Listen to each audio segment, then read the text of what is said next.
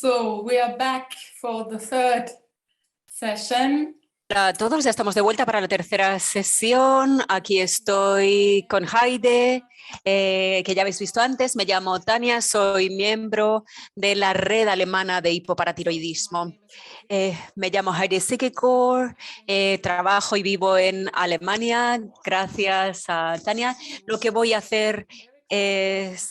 Voy a presentar también a Erik Finn Eriksen, profesor en la Universidad de Oslo. Él es uno de los expertos en calcio.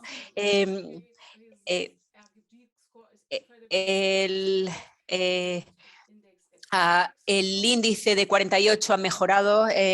Yo estoy muy agradecida de la última publicación en la que investigó el efecto de T3 y la calidad de vida en pacientes con hipoparatiroidismo. No hay otras publicaciones con el efecto de PTH1, 34 con la osteoporosis, así que es el experto que nos va a hablar de tratamiento hormonal del hipoparatiroidismo. Antes de empezar, Eric, vuelvo a Tania para que presente a los otros ponentes. Sí. Después vamos a escuchar de 4 pacientes. Ray Finlay del Reino Unido, que utiliza un lápiz, y Bárbara boli, también Bárbara que usa este boli con una medicación distinta. Después vamos a escuchar a Natalie, de nuevo, la presidenta del hipoparatiroidismo en Francia. Ella usa una bomba y está junto con Helen, que también la hemos visto antes, de la Organización de Hipoparatiroidismo en Noruega, y ella también está utilizando la bomba. Eric.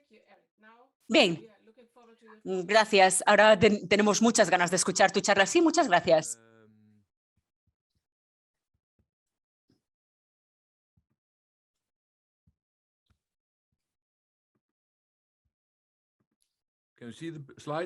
¿Podéis ver las diapositivas? Sí. Bueno, bien, muchas gracias. Es un gran placer dar esta charla en las nuevas modalidades en el tratamiento del hipoparatiroidismo y en esta terapia de reemplazo de hormonas. Vamos a dar un resumen de dónde estamos con estas modalidades. Bien.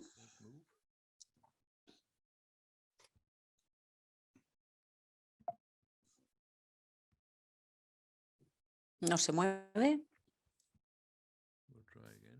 Voy a intentar otra vez.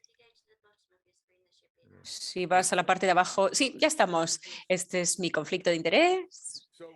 Ya hemos revisado el tratamiento convencional que está aquí señalado, basado en calcio, vitamina D, suplemento de magnesio, suplementado con vitamina D activa, ya se ha visto, pero necesitamos también estas diacidas. Voy a la última parte con PTH y con las inyecciones subcutáneas, estas infusiones con bombas de insulina. Ya hemos señalado también que, por supuesto, lo que falta con la hipoparatiroidismo es la hormona PTH, con las glándulas del paratiroides que se ven aquí, y estos los aspectos, liberación del calcio en los huesos, afectando la excreción renal del calcio y afectando también la absorción intestinal del calcio. Tenemos 2 inyecciones de PTH distintas. Se puede elegir en la 1,84 o PTH 1,34. Y lo que se espera al desarrollar esto, en comparación con la terapia convencional, es mayor estabilidad y mejor subida del calcio, reducción en fosfatos, el calcio en orina y también reducción de los suplementos de calcio y vitamina D activas. Esto se ha conseguido. Los problemas con estos tratamientos y la diferencia es que tienen una circulación corta, PTH 1,34, ha sido desarrollada para tener una vida muy corta porque es muy importante para la estimulación que queremos conseguir con este medicamento. También ha habido discusiones en si hay aspectos de las PTH 1,34 y 84 relacionados con posibles efectos del fragmento que no está C terminal, que no está presente. Y por supuesto es importante también mostrar con estas modalidades que tenemos un efecto no solo en la regulación del calcio y el fosfato, pero también efectos en la calidad de vida. Esto es para señalar, el PTH 1,34 tiene un periodo de 3 horas, es muy importante para el estímulo de la formación de los huesos, que era una razón que había aquí para el desarrollo más efectivo como agente en comparación con el 1,84. 1,84 también se utilizaba también para tratar esto, pero se asoció con mucho alto nivel más alto de hipercalcemia y se le dio también como propósito del tratamiento de la EPO porque tiene más efecto en el metabolismo del calcio y en la circulación hasta 12 horas, no todas las 24 horas, que sería deseable, pero sigue teniendo un perfil farmacoclínico mejor que el 1,34. Esto también se señala en los resultados químicos que hemos intentado ambos fármacos y que es un mejor agente en el hipoparatiroidismo. Aquí tenemos el perfil farmacokinético de PTH 1,84 con una inyección de 50 microgramos de 1,84 y 100 miligramos. Y aquí vemos un perfil de PTH que va hacia 0 o niveles de base alrededor de las 12 horas, así que se queda en la circulación más largo, pero no es ideal. Querríamos que continuara nivel detectable durante 24 horas o más. Y pienso que esta diapositiva señala, y sé que el ponente previo, el primero, era crítico para esto, pero para mí esto es muy importante, ver el calcio urinario, lo que vemos en esta terapia, sube después de la dosis, lo que no nos gusta, porque incrementa el riesgo de nefrocalcinosis y estas piedras renales. Así que vemos al 1,84 cuando vemos ese descenso y sube después al llegar al punto de partida con efecto de este fármaco. El primer estudio grande realizado con el 1,84, que era un estudio de reemplazo basado en EMA y en la FDA americana, tenía el aprobamiento de este fármaco para el tratamiento del hipoparatiroidismo, y lo que muestra esto es que después de 24 semanas de tratamiento pudimos reducir el calcio y la vitamina D activa y 53% de reducción en la vitamina D activa y calcio con una reducción del 53% y solo el 2% en el grupo placebo que tenían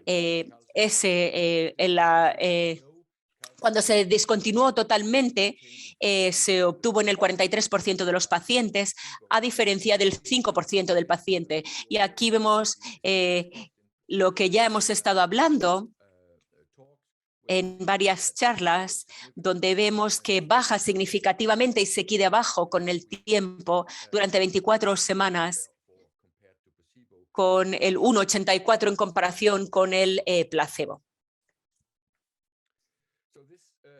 Este estudio fue seguido por otro estudio en el que las empresas, en un pequeño grupo de pacientes, continuamos desde el reemplazo en este estudio. En este estudio hubo 94 pacientes en total y con el RHPTH 184 se alcanzaron niveles de calcio y de fosfatos normales.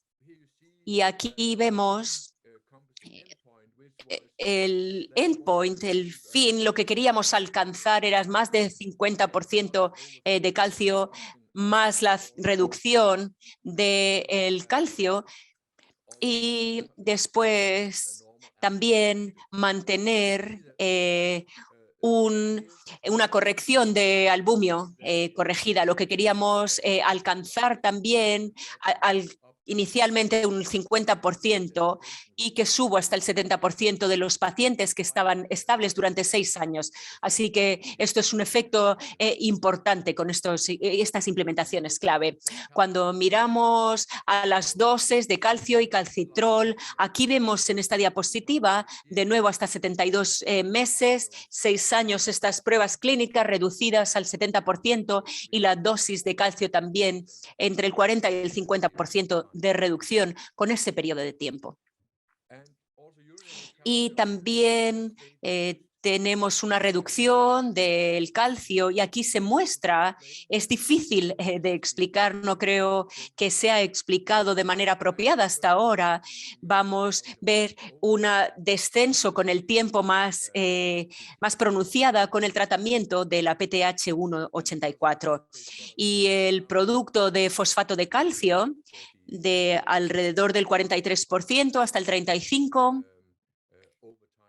Con el tiempo también. Así que no hay señal de efectos refractorios del fármaco con el tiempo. Quería señalar que los efectos del PTH en los huesos son refractarios. La estimulación de la formación del hueso era fundamental. Lo que pasó con el tiempo, tras 2 años de tratamiento, no podemos estimular ya la formación de los huesos, tampoco con el PTH 134, 84, no lo sabemos por qué, porque es refractario, pero es importante desde el punto de vista clínico, porque esto podemos ver debido a la estimulación de la formación de los huesos va a irse con el tiempo con estos tratamientos de PTH. ¿Qué hace este PTH 184 con la calidad de vida? Sigue habiendo varias pruebas actuales, así que hasta ahora los datos son incompletos, pero en un estudio los miramos y estos son los resultados. El rojo, los símbolos rojos son el grupo PTH y los azules son placebo. Y aquí vemos el cambio en SF en el parámetros de 36.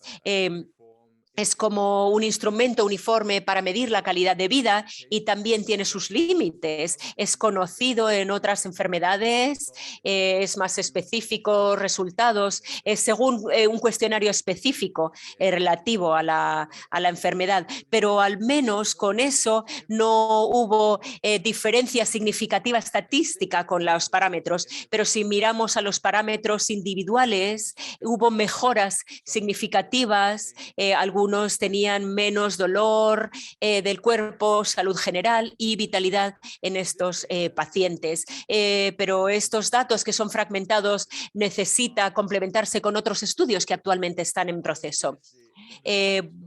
Con este estudio, un 84, voy a finalizarlo con un caso donde 1,84 cambió la vida realmente de uno de mis pacientes, un paciente muy especial con problema de magnesio, que realmente era un problema enorme para ella en su vida diaria. Una mujer de 30 años que había tenido quimioterapia por cáncer de ovarios y había un daño renal y ella desarrolló hipoparatiroidemia. Se le reguló 10 años con tratamiento convencional, con calcio y vitamina D activa y después tenía que llegar al hospital varias veces por no tener hipomagnesemia sin controlada y tenía niveles de magnesio todavía muy bajos, 0,48, 0,57 y y si hubiera recibido la función de PTH, mejor. Así que tenía problemas severos. Y normalmente se la trató con PTH 1,34, que es lo que teníamos en ese momento, pero no hubo efecto. Ella tuvo que ir al hospital como 1 o 2 veces a la semana para tener infusiones, así que era algo muy tedioso para ella. Así que ya llegó a 2 a 3 infusiones, 30 por infusión, miligramos. No teníamos 1,84 en Noruega, entonces, así que ella fue a Israel y allí lo recibió y lo probó durante 2 meses y que mejoró la falta de magnesio, y con el 1,84 vimos el mismo resultado en un periodo corto de tiempo.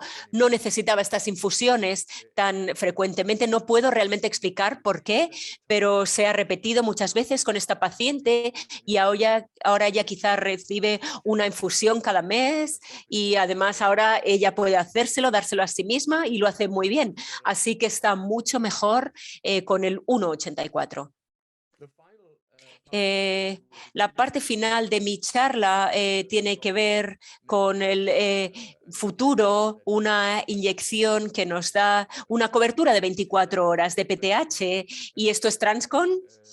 Y este fármaco que tienen este PTH lo llevan a un porteador y tiene este enlace verde que asegura una liberación gradual de PTH para que lo lleva en la circulación. Así pues puede crear que se vaya emitiendo esto de manera uniforme durante 24 horas. Aquí vemos los niveles con diferentes dosis, entre 12 y 24, 24 siendo el nivel más alto, pero hay niveles relativamente estables después de una inyección. Y esto es actualmente una prueba en fase 3 que todavía no ha sido aprobada para uso clínico. Esta fase 3 no se ha terminado todavía, no ha sido aprobada. También han mirado a la calidad de vida y, por supuesto, en un número muy limitado de pacientes, los resultados preliminares, pero ven mejoras en SF36, también en el componente mental y en el físico. Aquí vemos los resultados con el fármaco y también vemos aquí una manera distinta de mostrar que tenemos estas mejores, pero es limitado y necesita repetirse. También están utilizando el síntoma HPS y aquí vemos reducciones equivalentes a la mejora con este fármaco. Y lo último que tengo es el PTH continuo. Ahora lo tenemos en Noruega durante los últimos 10 años, quizá más largo. Helen era una de las primeras que recibió esto en ella misma, y desde entonces ha sido una cooperadora de mucho valor. Ella es la que instruye a todos los pacientes que tenemos para dar son pacientes muy selectivos, no llegamos al resultado final y para no tener el resultado de calidad de vida con las inyecciones de PTH. Y esto es lo que está mostrando en el brazo. Inyectamos el PTH aquí y han desarrollado unos procedimientos especiales que funcionan muy bien en la cocina para no tener ninguna infección. Aquí tenemos este aparatito donde podemos ajustar la tasa de infusión del PTH, al igual que se hace con la insulina, que es para lo que se desarrolló esta bomba. Y pienso que tenemos unos 14 pacientes con estas bombas en Noruega, y las autoridades sanitarias han concedido a estos pacientes también una cosa para medir el calcio muy sofisticada. Pueden medírselo cada vez que quieran, así que esto es algo muy caro, pero por suerte las autoridades han concedido esto a estos pacientes y ha tenido un impacto tremendo en su calidad de vida.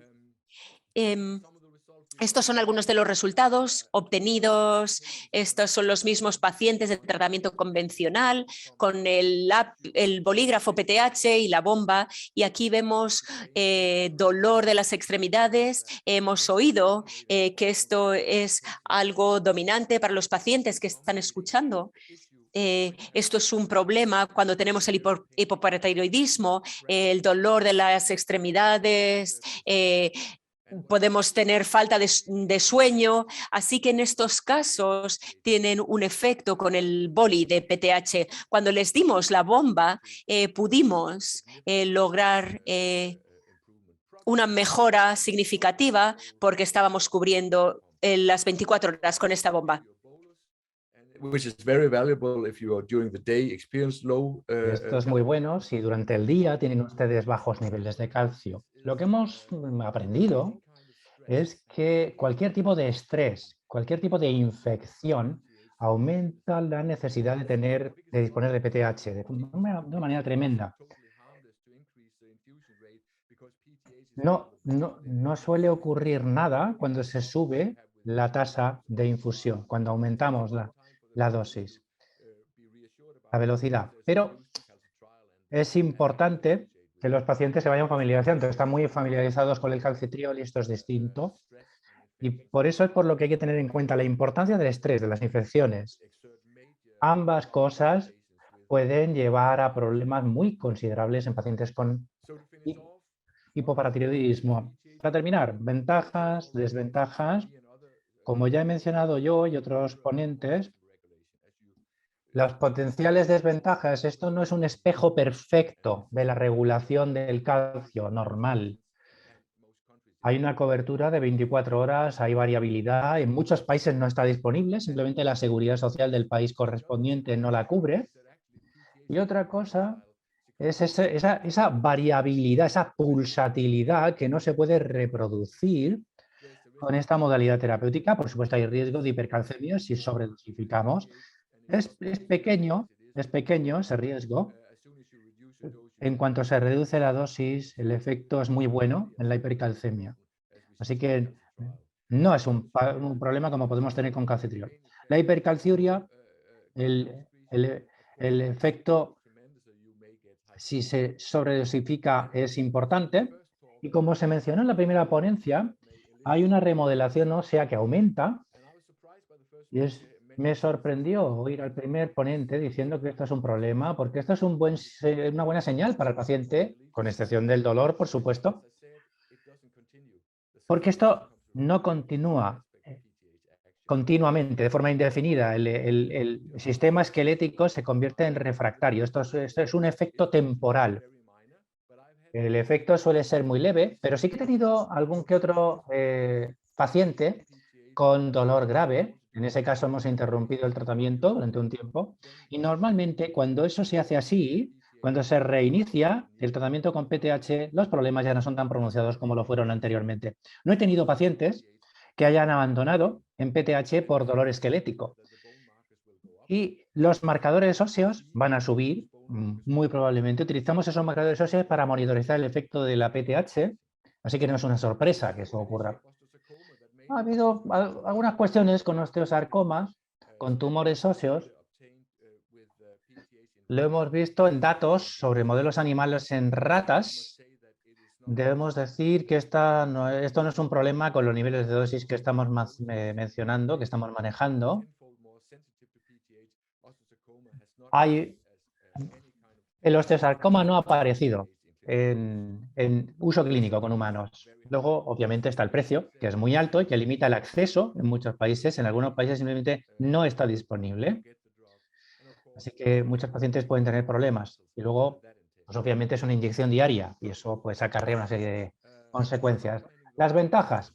Estamos administrando suplementos con una hormona que no está ahí. Y la diferencia con la insulina, por ejemplo, pues no es demasiado grande, pero obviamente no es perfecto suplementar, pero es mejor hacerlo que no hacerlo. Tenemos un aumento de los niveles de calcio, especialmente en pacientes con problemáticos, con bypass gástrico o pacientes con mala absorción. donde el cuerpo no puede absorber suficiente cantidad de calcio. Este tratamiento PTH, especialmente con la bomba, es extremadamente positivo. En algunos pacientes no se puede llegar a niveles de calcio estable a través de otras opciones terapéuticas. Tenemos menor nivel de calcio en orina, como ya he descrito. Hay una mejora en la función muscular, cerebral y sensorial. Hay una mejora de la resistencia, una mejora en la calidad de vida, aunque necesitamos más datos más consolidados sobre estos pacientes, como ya lo mostró Heide. El impacto de la patología de la enfermedad puede ser tremendo y tenemos que optimizar el tratamiento para mejorar lo máximo posible la calidad de vida. Y de nuevo, estas infusiones continuas que se permiten, en nuestro país se permite, en otros quizás no, pero esto puede salvarle la vida a personas con situaciones graves de la enfermedad. Y con eso, gracias por su atención.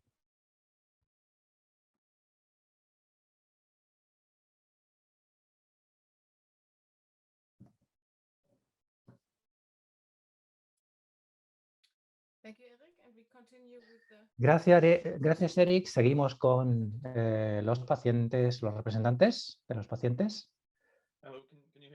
Hola, ¿me oyen? Sí, sí, lo oímos y vemos las diapositivas. Siguiente, por favor. Mi nombre es Ray. Voy a intentar describir mi trayectoria, mi experiencia utilizando la pluma terapéutica. Estos son los datos, mi contexto. Yo tengo un historial familiar de hiperparatiroidismo. Hay muchas personas en mi familia que tienen problemas con calcio. De hecho, cuando nos vemos, a veces presumimos de nuestras cicatrices, nuestras experiencias. Yo tuve un diagnóstico de adenoma benigno con una paratiroidectomía parcial en 1989. Desgraciadamente hubo una recidiva y tuve otra paratiroidectomía que fue total por accidente, y eso ocurrió en 2002 y me llevó a mi hipoparatiroidismo. Durante los siguientes 8 años se me trató con terapias convencionales que se han mencionado anteriormente, alfacalcidol, calcitriol, y he sufrido de todos esos síntomas que Tania, que los demás ponentes han mencionado: mal control del calcio, mala calidad de vida, una situación muy poco aceptable, pero he tenido un endocrino muy proactivo y gracias a él me apunté al estudio Replace o Replace, como quieran pronunciar. Utilicé Preotact hasta que el producto se interrumpió en 2012 y los cambios fueron tremendos. Recuerdo un día verme en el espejo y decirme a mí mismo: madre mía, las cosas otra vez son normales. Como digo, esto lo hice, usé Preotact hasta 2012 y a partir de 2012 empecé con teriparatida, 1,34 PTH, con uso fuera de indicación.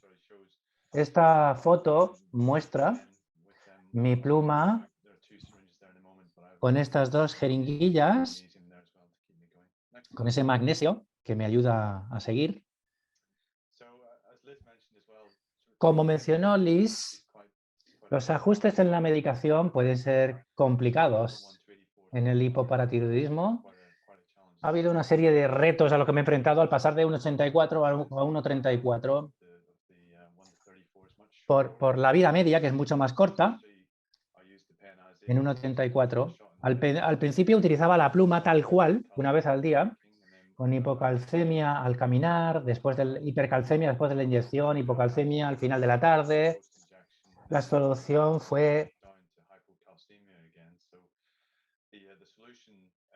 La solución, como digo, fue bajar a la mitad de la dosis 2 veces al día. Un poco hipocalcémico al principio, pero con mucho mejor control. Eric ya ha hablado de las ventajas de la administración, de la ingesta de PTH. Una mejora muy significativa en mis niveles de energía, en función cognitiva, comparado con lo que sostenía con alfacalcidol, con calcitriol. Porque para mí lo que hago en el día a día es muy importante, Así que se normalizaron muchas cosas, por ejemplo, el nivel de calcio en orina, con un control más estable del calcio. Ya no tomo suplementos de carbonato de calcio, simplemente a través de la dieta lo consigo. Y hay desventajas, obviamente. Hay que refrigerar la medicación. Cuando vuelo, tengo que dar explicaciones en los aeropuertos sobre por qué llevo una nevera portátil, en fin.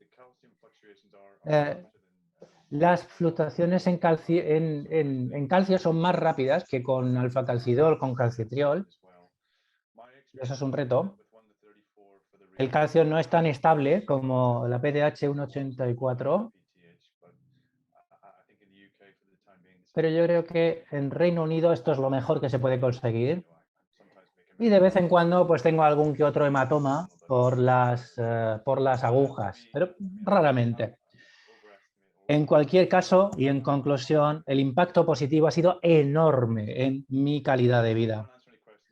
Voy a intentar dar respuestas a las preguntas que puedan surgir y ya cedo la palabra al siguiente ponente.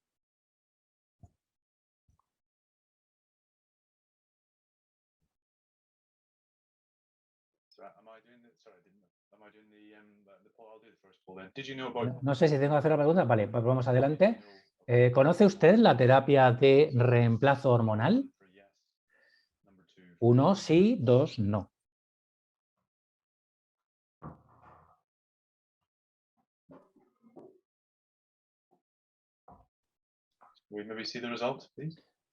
¿Podemos ver los resultados, por favor?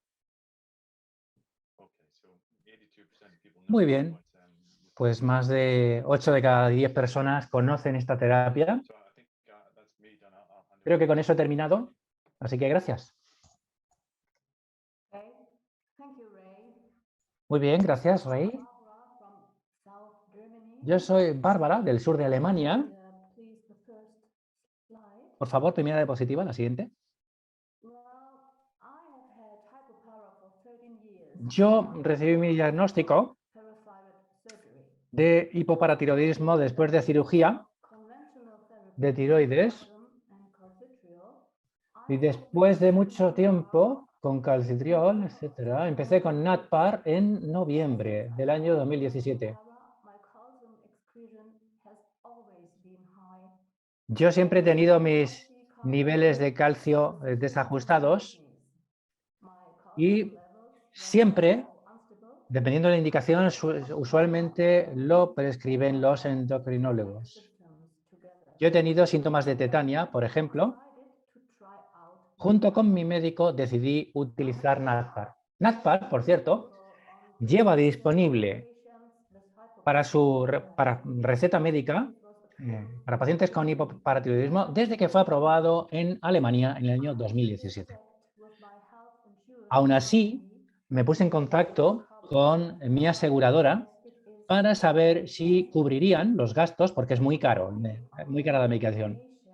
Como decía antes, dependiendo de la indicación, esta medicación suele ser prescrita, recetada por los endocrinólogos, como es mi caso, o por los nefrólogos. A veces también, en alguna ocasión, por especialistas en medicina nuclear o medicina interna. Cuando pasé a Natpar, de la medicación anterior, me asistió un asesor de Takeda. Me enseñó a usar la pluma, a cambiar los cartuchos y a inyectarme de forma correcta. Por favor, siguiente diapositiva. Este es el aspecto que tiene la pluma. La aguja está en la parte izquierda, bajo la capucha. Tenemos el cartucho en la parte central y en la parte derecha podemos ver un mecanismo que gira y que nos indica cuántas dosis tenemos para administrar. El cartucho dura 2 semanas. Normalmente la receta incluye hasta un mes o más. Luego siempre disponemos de un poco de medicación. Siguiente diapositiva, por favor.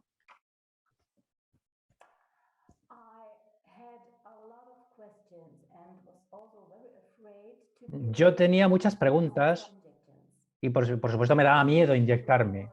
Para mí el apoyo, la formación que recibí eran muy importantes para adquirir confianza. Empezamos con 15 microgramos, con 50 microgramos que yo me inyectaba cada mañana. Al pasar de la terapia convencional a la de PTH, es necesario monitorizar todo. Y esto puede ser el endocrino o el médico de cabecera. En mi caso, me llevó 12 semanas esa fase de entrada a la nueva terapia. Al principio, mi calcio tenía que ser comprobado con mucha frecuencia. Después de un año, la dosis aumentó a 75 microgramos porque empecé a necesitar más calcio. Parece haber una cierta oscilación. Después de aumentar la dosis, mi cuerpo necesitó cierto tiempo para adaptarse, no fue fácil. Actualmente, yo recibo una cantidad por las tardes, tarde-noche. Así es como me administro el fármaco. Mis niveles de calcio son muy bajos por la mañana, fundamentalmente, y eso pues, no me hace sentir demasiado bien. No tomo calcitriol, pero tomo vitamina D3 todos los días. Llego al máximo, no puedo pasar de ese nivel, no lo tolero. Normalmente mis niveles de calcio están estables y las analíticas han ido mejorando. Y por supuesto tengo alteraciones que varían con la dieta, con la temperatura, con el nivel de ejercicio físico, con el estrés, etc. El año pasado tuve un problema después de una cirugía dental y a pesar de esos suplementos de calcio, se produjo un problema, un desequilibrio total en mi metabolismo del calcio después de esa cirugía dental, como digo. Me llevó semanas llegar de vuelta a los valores normales. Nadie me pudo explicar por qué había ocurrido todo esto. Yo creo que es necesario que se sigan realizando investigaciones sobre la interacción que se produce entre el metabolismo del calcio y los distintos fármacos que se pueden utilizar. Globalmente ya me he habituado a esas inyecciones cada mañana. Si quiero viajar durante varios días, tengo que planificar bien antes para llevarme la pluma y llevar la cantidad suficiente de medicación refrigerada. Pero obviamente tengo que tener en cuenta el tiempo de desplazamiento, el tiempo de viaje, etc. De momento he evitado los viajes más largos y no tengo una rutina establecida, quizás en el futuro. Y con eso he terminado. Gracias. Gracias, Bárbara. Tenemos una pregunta relacionada con tu ponencia. La pregunta es, ¿la terapia de reemplazo hormonal está disponible en su país? La respuesta es sí, la segunda respuesta es no y la tercera respuesta es no lo sé. De nuevo, la pregunta es, ¿está disponible la terapia de reemplazo hormonal en España? La primera opción es sí, la segunda respuesta sería que no y la tercera opción sería que no lo sé. ¿Podemos ver los resultados, por favor?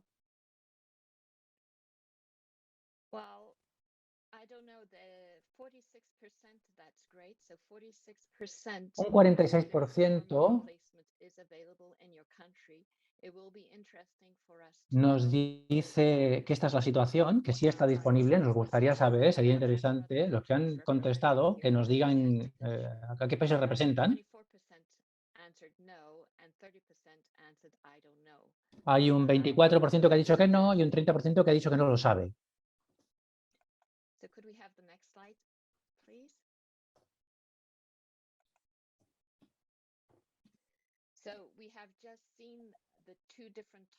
Hemos visto los dos tipos de terapia utilizando la pluma con 1,34 y 1,84. Creo que Eric ya habló de la bomba de infusión.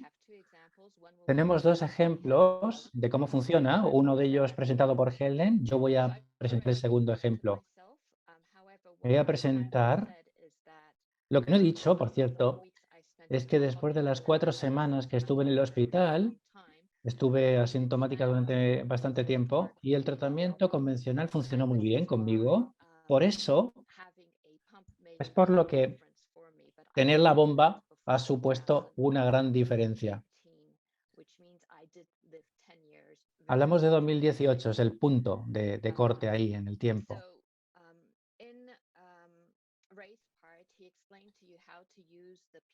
En la parte de Race, Terrace nos van a explicar cómo funciona. En mi caso, la bomba es algo que tengo que tener todo el tiempo. Hablamos de 24 horas al día, 7 días a la semana. Yo solo se me permite, por cierto, vamos a la siguiente diapositiva. Solo se me permite quitarla 1 hora al día. Ese es el máximo de tiempo que puedo quitar la bomba.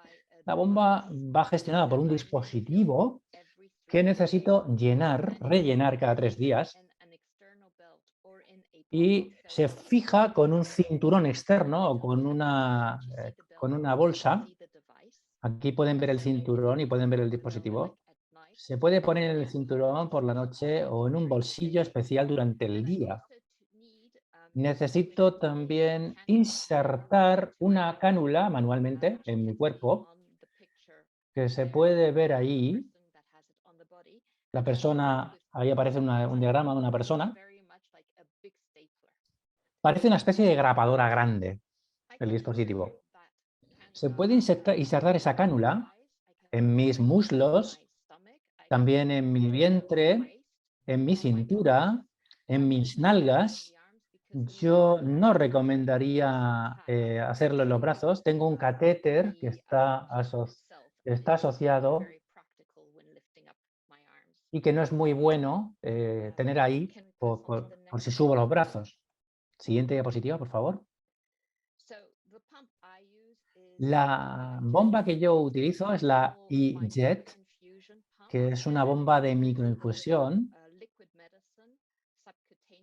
que inyectas subcutáneamente a través de un pequeño catéter bajo la piel, que ya mostré antes. En mi caso, se inyecta una pequeña dosis cada 3 minutos. La dosificación que se necesita depende de la persona, pero para los que yo conozco va desde 0,014 a 0,021 cada 24 horas. Esto es lo que yo tengo programado en mi bomba durante cada periodo de 24 horas. La preparación para 4 días, el preparado, la disolución. Yo hago una preparación para 4 días, aunque se puede cambiar cada 3, en caso de que haya algún problema y no pueda cambiarlo a tiempo. Yo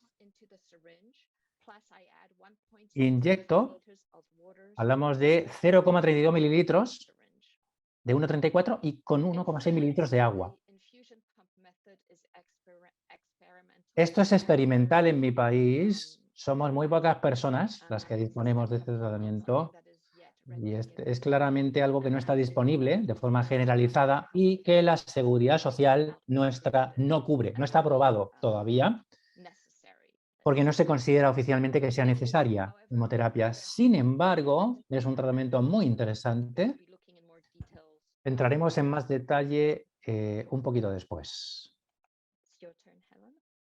Tu turno, Helen. Gracias, Natalie. Me gustaría añadir, para aquellos que no me conozcan, yo soy Helen, responsable de la asociación en Noruega de pacientes para Escandinavia, fundada en 2005. Y me gustaría hablarles de Omnipod.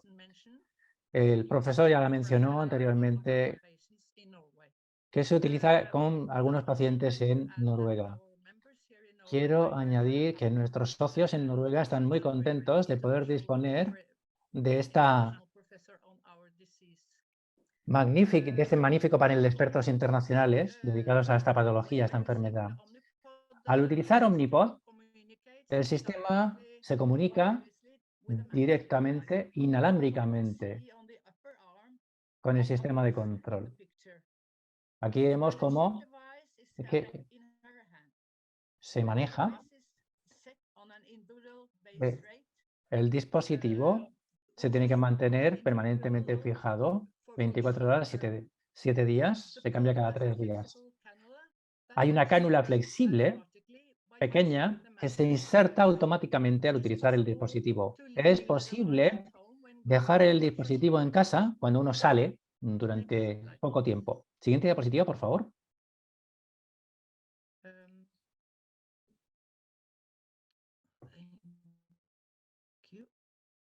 Gracias. Esto se rellena con una aguja con una disolución de PTH y suero salino, que pueden ver ustedes en la imagen. La jeringa con la aguja viene incluida con el pack que llega para el paciente. En esta imagen pueden ver el dispositivo anclado al abdomen. Se utilizan agujas microfinas, por ejemplo, para extraer 0,13 mililitros de PTH 184 directamente. Se utiliza la jeringa junto con 1,25 mililitros de suero salino. Esto se inserta entonces en el suero salino utilizando la jeringa de la forma que ven aquí. Es posible no tener insertado el dispositivo si uno se va a la ducha, por ejemplo, y puede haber un refuerzo. Aquí ven cómo se prepara. Como dije antes, se utilizan 0,13 mililitros de PTH 184 con una potencia de 100 microgramos y 1,25 mililitros de suero salino para las inyecciones. Estamos encantados de tener esto cubierto por la Seguridad Social noruega, gracias al profesor Tingeriksen. Pero obviamente la legislación, las normativas legales pueden variar dependiendo del país. La siguiente diapositiva, Natalie, es para ti. Hemos mencionado previamente que podría ser interesante hablar de estas cuestiones con una comparativa de la pluma con la bomba. Aquí tenemos el gráfico de fluctuaciones de calcio dependiendo del tipo de tratamiento que se esté administrando, la forma en la que se administre la hormona. La curva en amarillo es la PTH 134 de la que habló Rey. La curva azul, PTH 184 con la pluma de la que habló Bárbara. Y la curva verde representa el resultado que se obtiene al trabajar al funcionar con la bomba. Como ven, la curva amarilla, como mencionó Rey, representa esas dos dosis, esas dos medias dosis que él se administra durante el día. Va a tener, en este caso Rey, va a tener dos aumentos muy rápidos justo después de las inyecciones. Pero como la vida media es baja, estos niveles van a bajar muy deprisa en su torrente sanguíneo y necesitará aplicar una segunda inyección con ese intervalo de varias horas.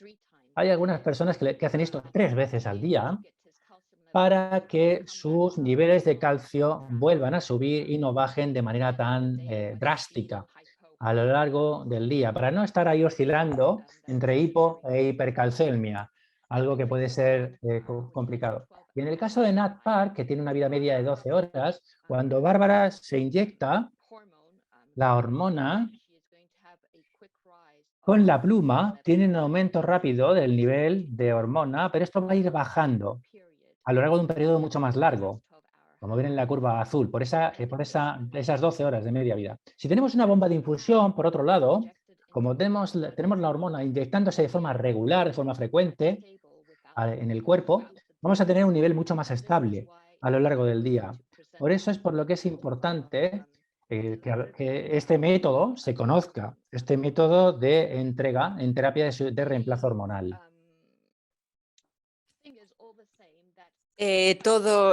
Las fluctuaciones nos van a afectar muy rápidamente y como no actúa como nuestra glándula paratiroide, es una extra exigencia de PTH, al menos con eso yo no estoy consiguiendo esa dosis extra que pueda necesitar. No es igual para Helen. Siguiente diapositiva, por favor. Gracias. La bomba de infusión comparada con otros tratamientos estándares, como dicen los pacientes, dicen que hay mejora en la calidad de vida, mejora en la nobleza mental, mejora en la fuerza del cuerpo, más fácil hacer las tareas diarias, requieren menos tiempo para recuperarse, calidad de vida mejorada. Tienen menos calambres, menos dolor muscular y de huesos y también menos calcificaciones. Mejora la función renal por menores calcificaciones. Las desventajas, sería necesaria cambiar la bomba cada 3 días, pero otros lo inyectan diariamente o 2 veces al día o toman calcitrol 3 o 4 veces al día, así que el aparato siempre está con nosotros. Necesitamos equipo, mini refrigerador y equipo médico cuando viajamos. No hay mejora de la memoria significativa, pero tienen menos nubleza mental. Con el e-jet que usa Natalie, se necesita esta concentración y actividad física, no está compensada, puesto que estas dosis extras no están disponibles, no es a prueba de agua. Y el aparato es relativamente grande y hay que planear la ropa de acuerdo con ello. Siguiente diapositiva, por favor. La bomba de infusión comparada con las inyecciones diarias de PTH, según informan los pacientes. En resumen, como hemos visto de la diapositiva de simulación de Natalie, el problema en hipoparatiroidismo son las fluctuaciones de calcio. En una persona con buena salud, el calcio no fluctúa en absoluto. Con la bomba, la fluctuación es menor y podemos despertarnos por la mañana sin tener un valor bajo de calcio en la sangre o a lo largo del día. Esto da mejor calidad de vida, menos hospitalizaciones y la sensación de seguridad. Y no tenemos que llevar la pluma con nosotros. Y estamos más estables y conocemos la actividad extrafísica o cognitiva, como se ha mencionado, y también para nosotros necesitamos entonces tener una dosis de refuerzo calcio extra o incluso tener una tasa mayor en la bomba. Necesitamos cambiar la bomba cada 3 días. El aparato siempre está sobre nosotros. Sí, esto ya se ha mencionado antes. Siguiente diapositiva, por favor. Sí, ahora tenemos otra pregunta. ¿Pensáis que la bomba de infusión debería ser el futuro de la terapia de reemplazo, a diferencia de las jeringuillas y las plumas? 1 sí, 2 no y 3 sería difícil decirlo. Así que repito la tercera pregunta.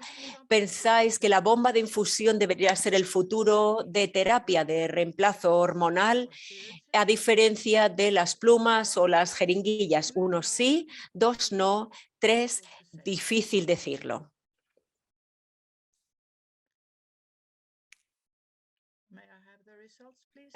¿Puedo dar los resultados, por favor? Estupendo. 58% dice sí, 0% dice no y hacia el 40% difícil decirlo. Pero el 58% dice sí, muchas gracias. Siguiente diapositiva, por favor. Sí, Natalie y yo querríamos agradecer a las organizaciones de pacientes que nos han dado estas ideas amablemente del uso de las bombas. Muchas gracias. Gracias, muchas gracias a todos vosotros. Podemos responder a preguntas. Ahora, si fuera posible, querría filtrar aquellas que son relativas a terapia de reemplazo hormonal y dejar las otras para más adelante. Ya he respondido una que se hizo en alemán, era pones cualquier conservante, algún conservante en la bomba y la respuesta es no, no tenemos que ponerlo. Helen, pones, lo diluyes, el Fostel, en agua regular para inyecciones. Así que sí, esa ya ha sido respondida. Bien, quizá puedo leer la primera. ¿Alguien sabe si la terapia de reemplazo con PTH está aprobada en Austria y si bien con la bomba de insulina o con la inyección? ¿Alguien lo sabe si está aprobada en Austria? Sí, yo puedo responder porque sí está aprobado en Austria como 1,84, pero es importante, tiene que ser aplicada de manera eficiente. Bien, quizá yo respondo a la siguiente. La pregunta es, ¿la terapia de reemplazo de hormonal está disponible en el Reino Unido? Esta es la siguiente pregunta. ¿Quién querría responder esto? ¿Quién lo sabe? Liz, quizá. ¿O Ray? Yo voy a pedir que fuera Liz. Yo creo que uso tienen acceso muy restringido, así que ella quizá pueda hacer un comentario. Sí, quizá la pregunta será a todos, es lo que no hemos escuchado. Es bueno preguntar, es una cuestión de calcitral, ir de la forma original al genérico. Vemos una diferencia con la dosis. ¿Tiene que cambiarse, Eric? Yo no he tenido que hacerlo, así que no lo sé. Están estas pruebas disponibles. No hemos tenido este problema, pero con estas moléculas simples yo no esperaría que fuera distinto. Pero quizá puede afectar la absorción, eso podría ser un problema, pero yo personalmente no tengo experiencia con eso. Silvia quiere saber cuándo TransCon se espera que esté disponible para los pacientes. Yo puedo responder, está en fase 3, aún es imposible dar una fecha exacta, pero la fase 3 sigue actualmente ocurriendo y quizá otro año desde que se termine la fase 3, no sé la fecha exacta de terminación, así que al menos 2 años desde ahora, quizá más. Así que hay una pregunta en relación al tratamiento continuo de bomba. Hay un tiempo antes de que deje de funcionar, que dejó de funcionar con esa pluma, pero ahora tiene la bomba, pero si tiene un periodo de tiempo durante el que va a funcionar, se espera que ¿Hay algo como un efecto reducido de la bomba? ¿Cuáles son vuestras experiencias? Yo no he notado una reducción de la eficiencia de la bomba durante los 4 años. Helen lo ha tenido durante más tiempo, así que quizá ella pueda decir. No, yo no lo he visto tampoco en mí misma o en otros. No, no lo he visto.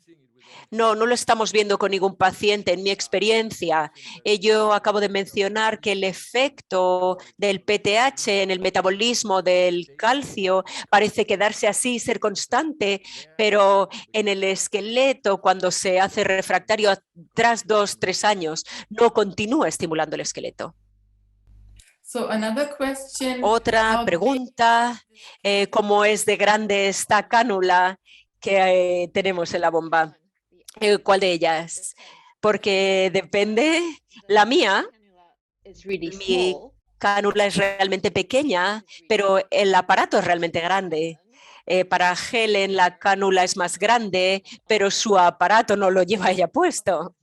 Sí, no está conmigo, pero la aguja es plástico, sabéis, y se inserta por el aparato en sí mismo. Así que es muy pequeña, rápida y no duele. Así que es estupenda. Muy importante, preguntas importantísimas. Tengo otra pregunta para todos. Si la mejora con la terapia de reemplazo, con la fatiga, ¿veis que esto esté disponible para todos? ¿Pueden las autoridades poner otros medicamentos que no impactan en estos medicamentos? ¿Cuál es su impresión? Yo tengo entendido que 1.34 se ha convertido genérica o bastante disponible, pero puede ha estado, sí, hay varios componentes genéricos en el 1.34, sí que ya están disponibles en el mercado, las tenemos en Noruega y en muchos otros países, y 1.84 va a hacerse genérico tras un tiempo, pero sigue siendo un tratamiento muy caro. Quiero comentar, cuando utilizamos la bomba, necesitamos el consumo general de PTH baja. ¿Por cuánto tiempo funciona el Napal para ti, Helen? ¿Más de 2 semanas, verdad? Sí. Normalmente cambio tras 2 semanas el cartucho porque tengo miedo de que no vaya a funcionar. Así que lo cambio. Sí. Y en el caso del Forsteo, yo utilizo 2 plumas al mes, pero la gente solo necesita una, y para Esteo se reembolsa en Francia. Es la bomba lo que no se reemplaza y es lo que es más caro. Querría añadir que no usamos Omnipod más de lo mismo que una persona que utiliza una inyección al día. Es el mismo precio. Así que eso es estupendo también. Así que no somos más caros. Sí, hay una pregunta. ¿Niños utilizando esta bomba de PTH? Yo puedo responder. Sí, sí, sí. Sí, tenemos varios niños en el Reino Unido que utilizan las bombas. Sí, también en Francia, utilizando el 34, y uno de los primeros estudios se hizo en niños de los Estados Unidos, así que sí se ha usado en ellos. So another question, Otra pregunta de Silvia: ¿qué ocurre si uno tiene que dejar la terapia PTH? Porque en los Estados Unidos, NACPA se tuvo que pararse. Quizá podían explicar qué ocurría entonces a los pacientes volver a terapia convencional. Sí, quizá yo pueda responder a esta. Porque también yo he vuelto a otro y sí fue extremadamente difícil volver al tratamiento, y yo tenía unas dosis, mi calcio bajó durante meses, así que quitarnos la PTH es muy difícil. Esa es mi experiencia. Sí, yo recomendaría que si fuera posible cambiar a 1,34. Si se quita el 1,84, no sé cuántos lo han hecho, pero sí que en Estados Unidos. Yo estoy de acuerdo, ir de PTH y después a convencional va a ser una carga grandísima. Sí, pero yo fui de 1,84 a 34 cuando se paró y eso fue difícil tener la dosis adecuada, pero no era tan malo como utilizar el calcitriol. Hay otra pregunta importante. Formas genéricas ahora hay cambio a genérico.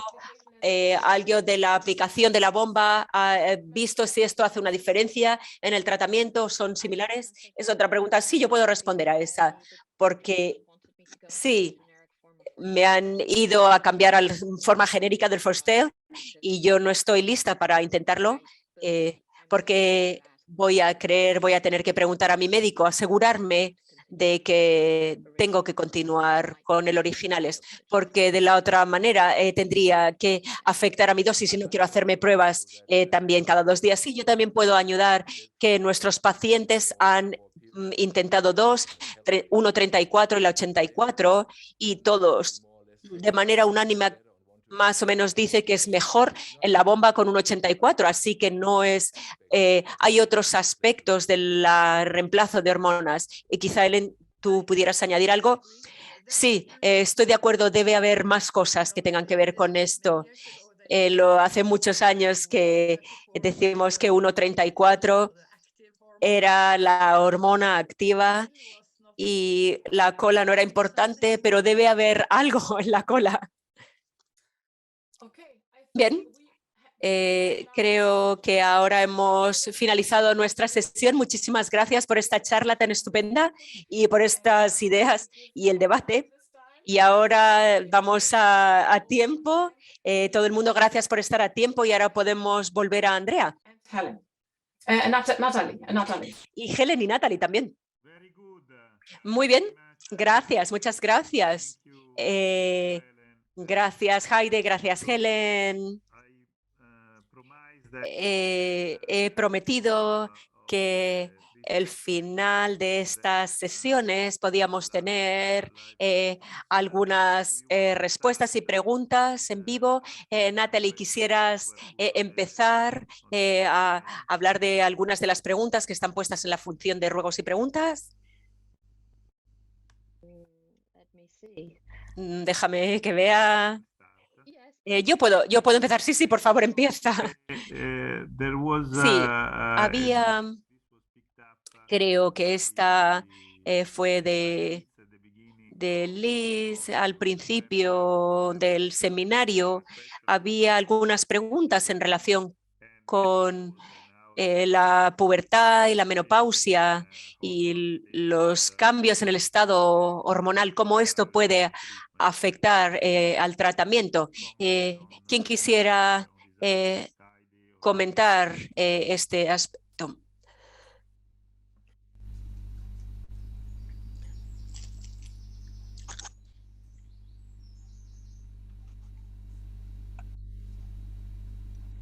Eric Heide, Peter. Eric Heide, Peter.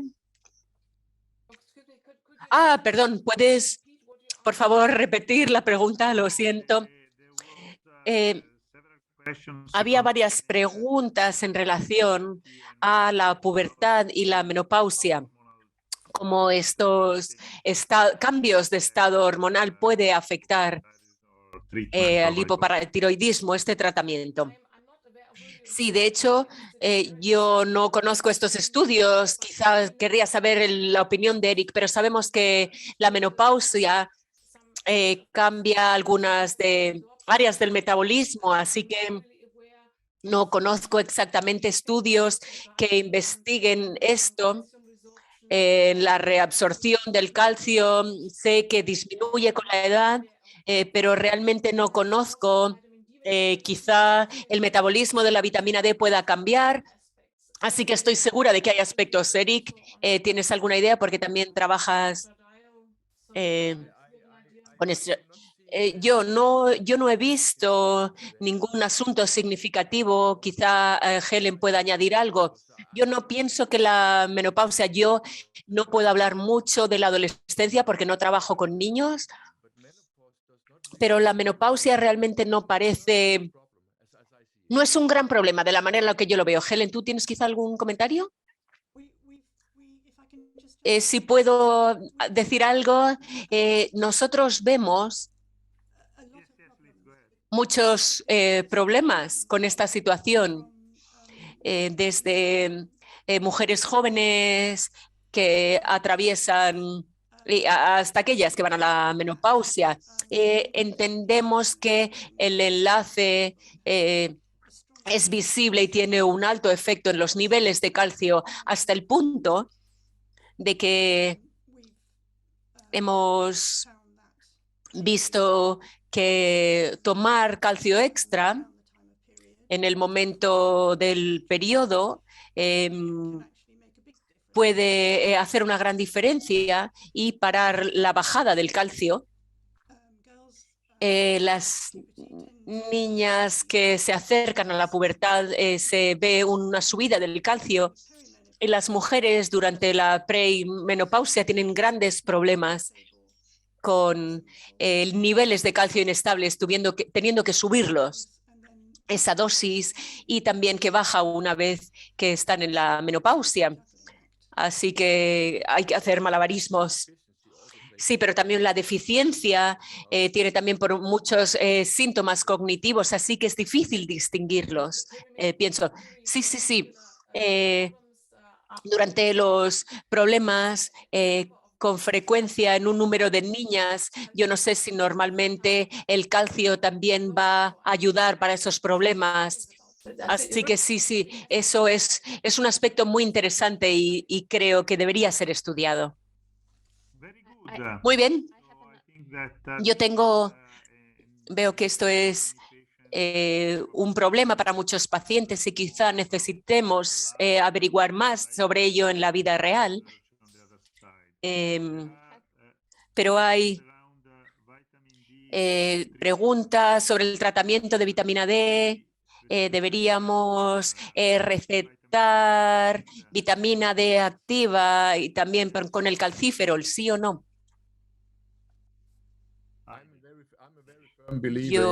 Yo creo realmente que necesitamos tener más de 75, como ya ha mencionado Liz, y también vitamina D activa. No es uno u otro, necesitamos ambos, porque hay una dilación intracelular, dependen en los niveles externos, así que parece ser importante en estas enfermedades también. Si puedo añadir algo, porque en ocasiones en las directrices se dice entre 400 y 800 unidades, pero sabemos que los cambios individuales en cómo se metaboliza la vitamina D. Así que lo mejor sería medir esta vitamina y ajustar la dosis a los niveles objetivos. Es mucho mejor que decir, yo necesito 500 o 2000, quizá necesitamos 2000 para llegar a los niveles. Así que es una situación difícil en el hiperparatiroidismo, pero había que ajustar la dosis, no únicamente decir necesito 100 o 500, porque yo he visto algunas de esas cosas. No sé otros quizá, pero pueden comentar en esos resultados. Yo sí estoy totalmente de acuerdo y también medimos eso en nuestros pacientes e intentamos ajustar esos niveles. En relación al problema de la vitamina D, alguien anónimo está preguntando, que está experimentando diferencias en la respuesta a Rocatrol, a diferencia de calcitrión genérico. ¿Pensáis que es algo que se ve en la práctica o no? Particularmente en términos de esas son las marcas y los genéricos. Sí, como creo que ya lo hemos dicho ya, quizá alguien quisiera repetir. Si puedes decir algo. ¿Alguien ya ha dicho algo sobre esto? Sí, nosotros vemos que la gente era con niveles muy sensibles, notan la diferencia entre las marcas y los genéricos, ¿sí? También con la vitamina D y con el efidroxin. Sí, esto es otra cuestión también. Por favor, hay tiempo entre la ingesta del calcio y el tiroxina. Sí, sí, es difícil esta. ¿Quién quisiera decir algo sobre esta sustitución del calcio?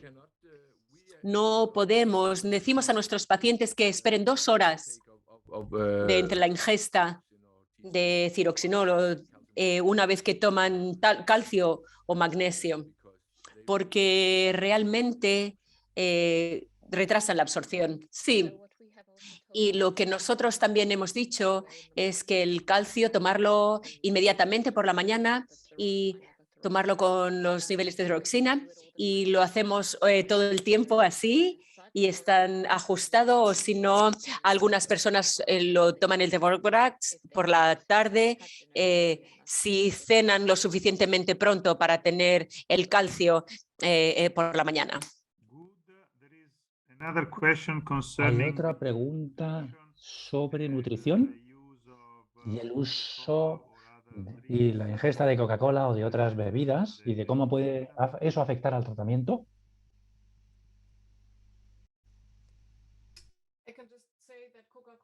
Simplemente diría que la Coca-Cola contiene muchos fosfatos y los fosfatos son críticos en esta situación. Yo reduciría, a ver, como una especie de lujo, de capricho muy ocasionalmente. Hay que mantener bajos los niveles de fosfato. Pero es mi opinión, no sé cómo piensan los demás. Todas las marcas de bebidas carbonatadas en Estados Unidos tienen cantidades enormes de fosfatos. Una pregunta que entró en francés que voy a traducir. Una persona que pregunta, tiene calcificaciones en los ligamentos y está preguntando si eso podría ser efecto del tratamiento o no.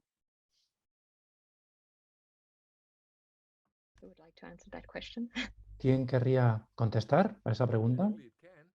Teóricamente podría, porque si aumentamos el nivel de fosfatos, aumentamos el riesgo de calcificación, y los ligamentos son uno de los lugares donde se produce. Y también puede haber calcificación sin hipoparatiroidismo, pero siempre es difícil de determinar.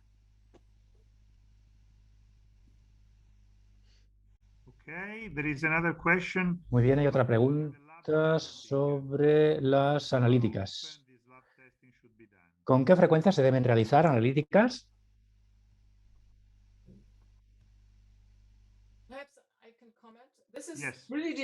Yo puedo comentar que eso depende de la situación. Si uno está estable, muy estable, y se siente bien, puede ser cada 3-6 meses. Yo iría más a por 3 meses. Pero eso depende de hasta qué punto es posible en su país.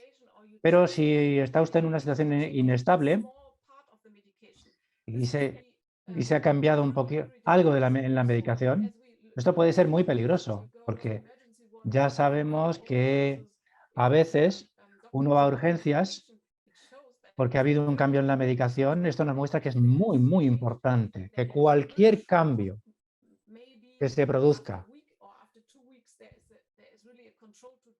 que haya un control inmediatamente, bueno, en la primera semana, si es posible, para ver si todo está estable. Todo depende de la situación. En situaciones estables, en los periodos que he dicho, pero en situaciones inestables podría ser hasta 2 veces a la semana. Depende de cómo esté cada paciente. Totalmente de acuerdo. En pacientes más estables, más espaciado; en pacientes inestables, con más frecuencia. ¿Algo más que añadir?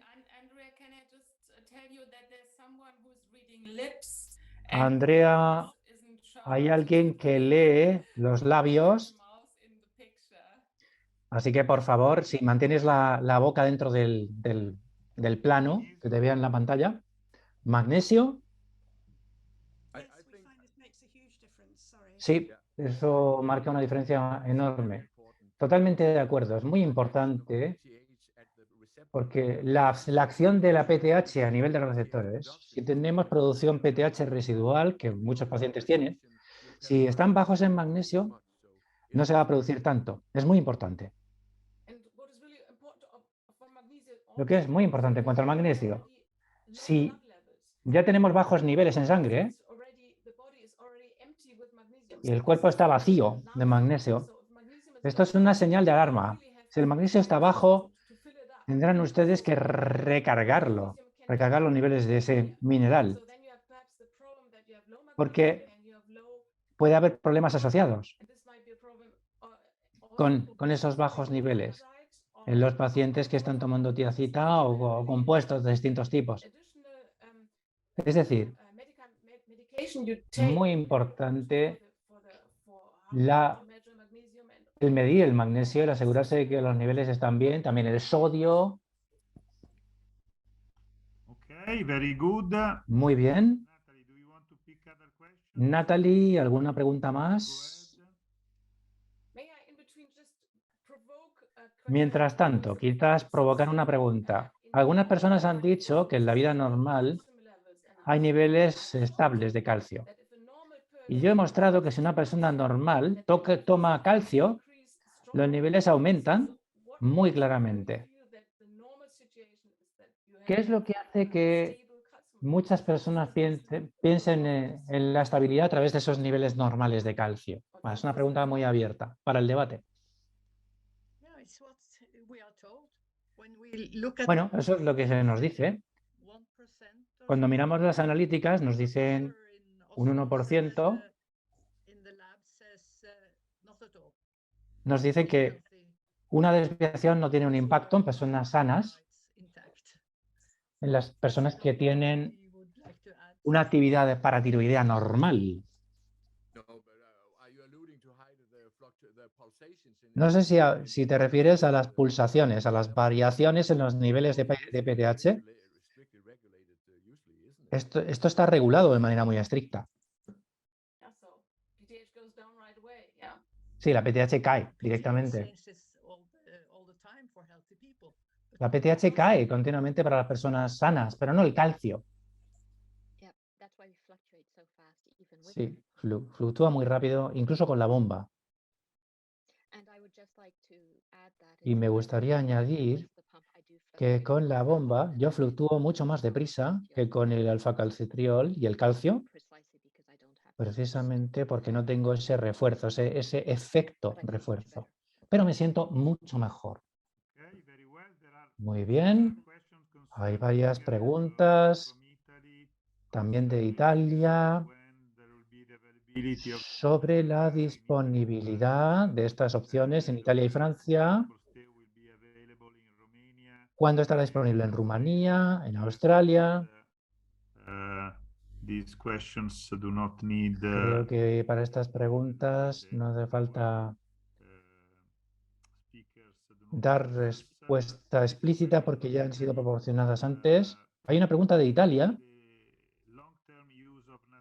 sobre el uso de NADPAR a largo plazo. ¿Se puede relacionar con el riesgo de osteosarcomas? ¿Hay algún tipo de indicación relativa a la duración del tratamiento?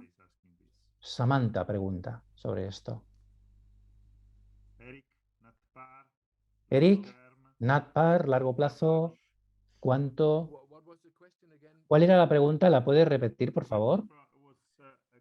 La pregunta tiene que ver con la duración del tratamiento con NADPAR y la posibilidad de que aparezcan neoplasias o osteosarcomas y si la duración del tratamiento puede tener una influencia sobre la posible aparición de osteosarcomas. Bueno, es que el riesgo es muy bajo, extremadamente bajo. Eso ya se ha debatido durante el proceso de aprobación de este fármaco. Recordemos de nuevo,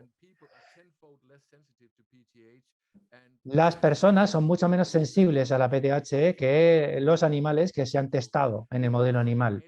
No hemos visto ningún problema con esta cuestión, de momento.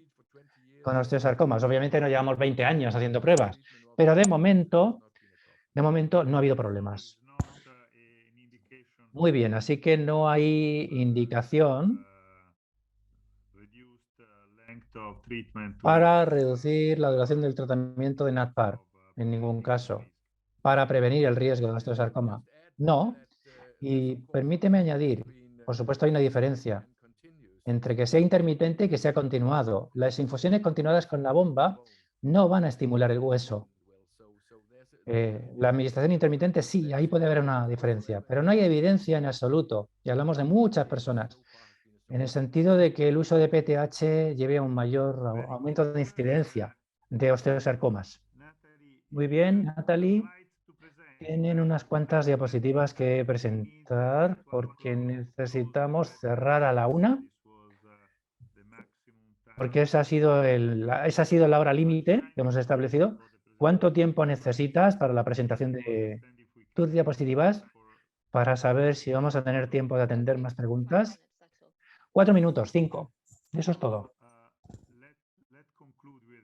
Vamos a terminar, por tanto, con las diapositivas de Natalie. Luego quizás un par de preguntas más para dar respuesta a las cuestiones de todo el mundo. Eric, había otra pregunta sobre el uso. Bueno, la estoy traduciendo. Estoy traduciendo del francés. Estoy un poco multitarea con estos idiomas del Mediterráneo. La diferencia en cuanto a la genética, no sé si tienes algún comentario que hacer sobre las diferencias potenciales que puede haber para controlar la enfermedad. Yo no uso 1.34, solo utilizo 1.84 y eso lo baso en mi experiencia con osteoporosis. No veo diferencia entre el genérico y la otra opción en cuanto a efectos clínicos. Muy bien. No sé si tenéis algún comentario. ¿Utilizáis 1.34? Lo utilizamos en tratamiento para la osteoporosis. Normalmente medimos marcadores de formación ósea y de momento no hemos visto diferencias entre el genérico y la otra opción. Quizás sea más complicado, pero no parece haber efectos. ¿Y con la bomba? No tenemos pacientes con bomba todavía, ¿eh? Pero voy a empezar con ello. Muy bien. Pues creo que tenemos...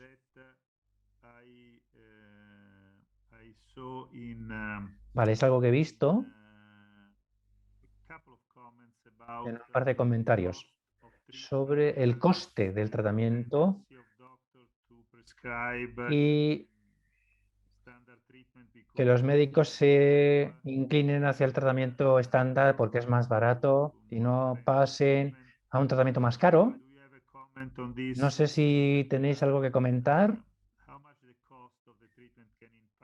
¿Hasta qué punto puede haber un impacto por el coste del tratamiento en el porcentaje de médicos que receten esta nueva opción? Esa es una buena pregunta. El coste es increíblemente alto. Con 20 pacientes, creo, de un 84, es muy alto. Y eso genera problemas, obviamente también de cara al futuro, para todos los demás pacientes que tratemos. Este es un punto clave. En Alemania tenemos un cierto margen para pacientes en situaciones especiales a los que podemos tratar y nos acogemos a ese margen, pero es muy caro. Y muchos de los colegas médicos en Alemania aún no recetan por ese coste tan sumamente alto. Esther hace una pregunta muy interesante en cuanto a la posibilidad de estimular, de concienciar a los especialistas sobre esta enfermedad. Tenemos la impresión muchos pacientes tienen la impresión de que sus endocrinólogos no están habituados a tratar el hipotiroparoidismo. Esto es interesante. Es un área de actuación interesante, como digo, concienciar a los médicos de primaria, a los especialistas, para que sepan más de esta enfermedad. ¿Cómo lo ves, Heide? Bueno, la cuestión es que tratamos pacientes en toda Alemania porque nos los derivan los endocrinos que no quieren hacerlo solos.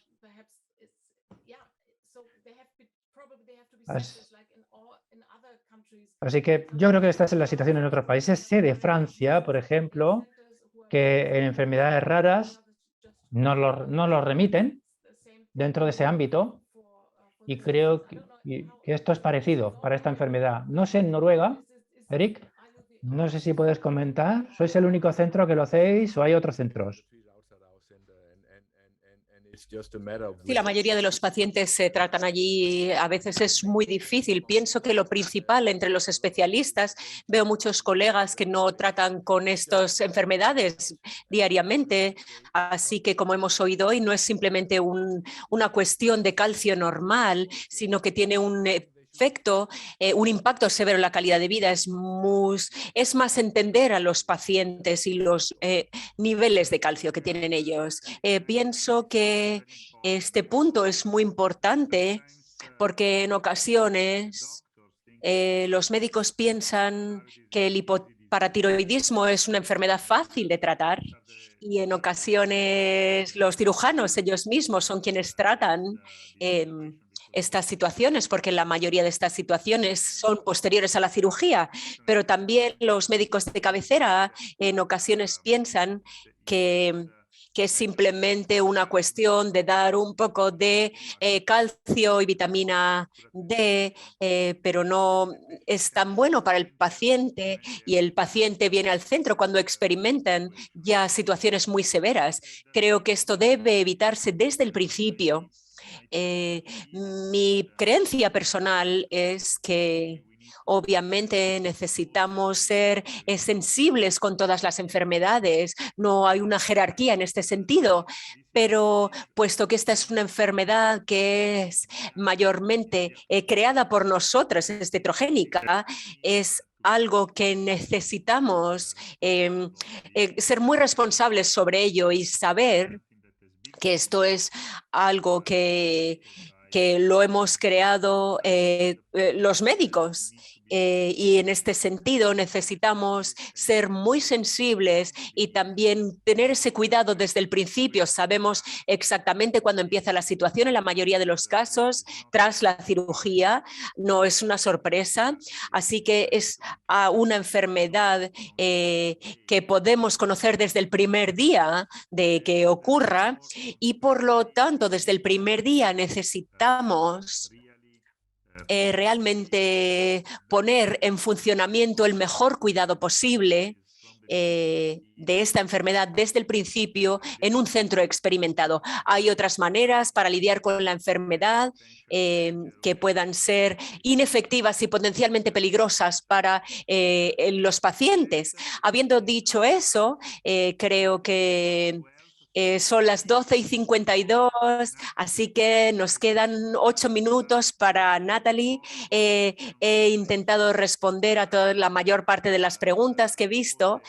Pienso que todos los asistentes han hecho un trabajo excelente y estimulando este debate, aquellos pocos que no pudieron hacer pregunta, vais a recibir una respuesta por escrito. Y Natalie, por favor, te paso el micrófono para la última presentación de diapositivas antes de decir adiós a todo el mundo.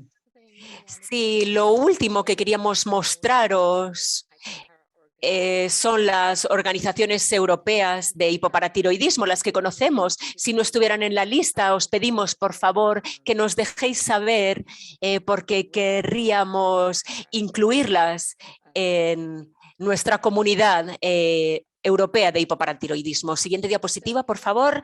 Aquí estamos enumerando las distintas organizaciones. La primera, y voy a hablar y explicarlas para aquellos que no entienden el inglés.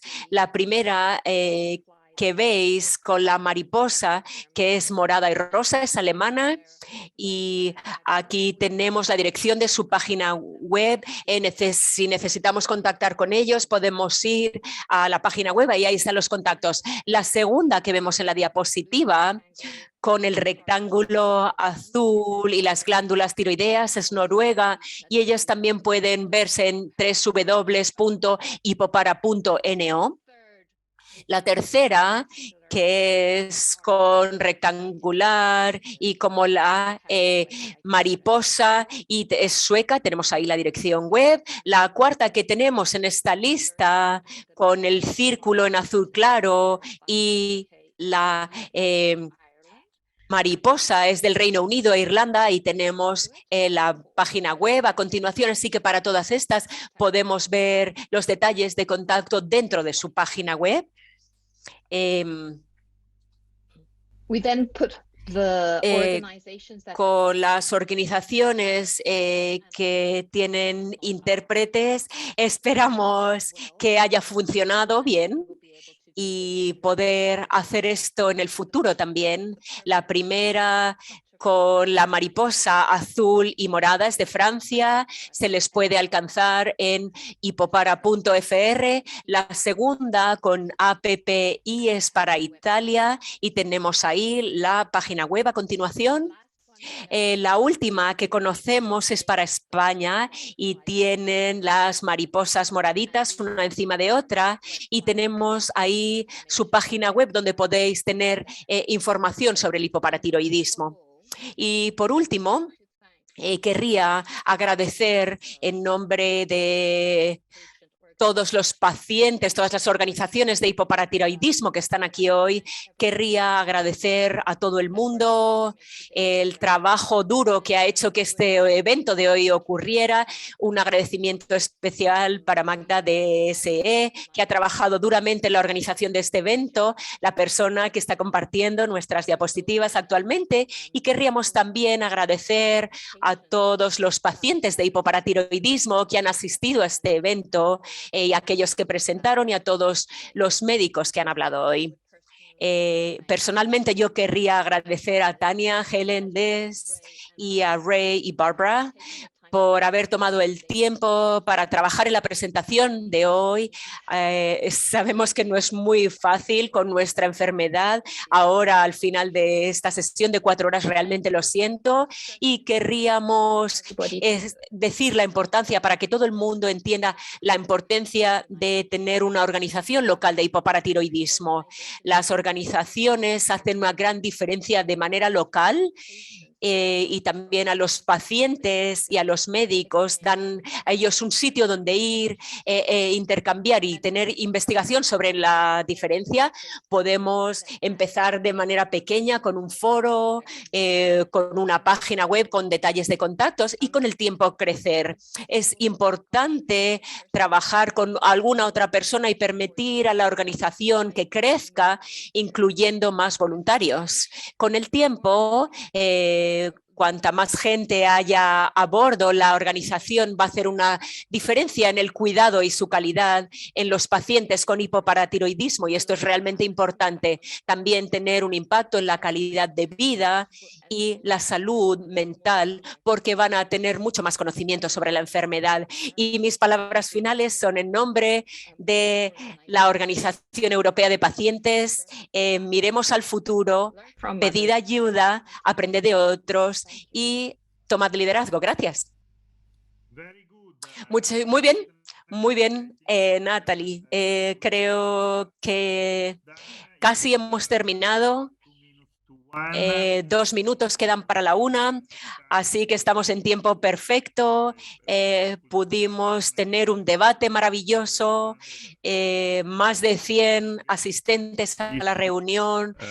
Pienso que esto realmente es una señal de que esta iniciativa fue un éxito tremendo. Estoy totalmente de acuerdo con Natalie que hay un trabajo excelente hecho por todos los pacientes, las organizaciones de pacientes, la sociedad, los ponentes, para asegurarnos el éxito de esta iniciativa. Así que muy importante, fue la primera de su tipo y realmente es un paso muy importante hacia unas posibilidades reales para apoyar y ayudar con esta enfermedad en Europa y potencialmente en todo el mundo. Voy a cerrar esta reunión también uniendo el agradecimiento a Magda y Vicky de la oficina por el trabajo excelente y diciendo a todo el mundo que este es el primero y, por supuesto, no el último, esta iniciativa de este tipo.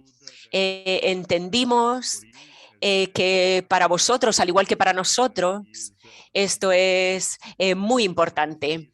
Y por esta razón vamos a continuar como a mí me gusta, presentar resultados de nuestro trabajo de manera periódica para vosotros,